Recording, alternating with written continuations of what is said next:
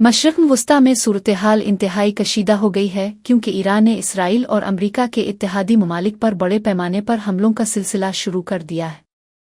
इत्तलात के मुताबिक ईरान ने कुवैत में कायम अमरीकी सिफारत खाने को निशाना बनाते हुए मुतअद्दिद मिसाइल दागे हैं, जिसके बाद खित्ते में खौफ व हरास फैल गया। इसी दौरान कुतर के दारुल हुकूमत दोहा और मुत्तहिदा अरब अमारात के शहर अबू ज़हबी में भी ज़ोरदार धमाकों की आवाज़ें सुनी गई है, जिससे हमलों की वसअत का अंदाज़ा लगाया जा रहा है। ईरान ने सऊदी अरब की सबसे बड़ी ऑयल रिफाइनरी पर ड्रोन हमलों के जरिए कारी ज़रब लगाई है, जिससे आलमी मंडी में तेल की सप्लाई मुतासिर होने का खदशा पैदा हो गया है।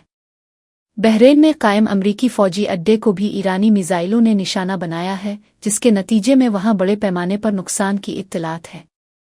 उन हमलों के बाद पूरे खित्ते में जंग के बादल मंडला रहे हैं और अमरीका समेत इसके इत्तेहादियों ने अपनी दिफाई पोजीशन मजबूत कर ली है। बैनुल अक़वामी दिफाई माहिरीन का कहना है कि इन ताज़ा हमलों से खलीजी ममालिक में सलामती की सूरत हाल मज़ीद बिगड़ सकती है। आलमी बरादरी ने फ़रीक़ैन से ज़ब्त और तहम्मुल का मुज़ाहरा करने की अपील की है ताकि एक मुकम्मल इलाकाई जंग से बचा जा सके।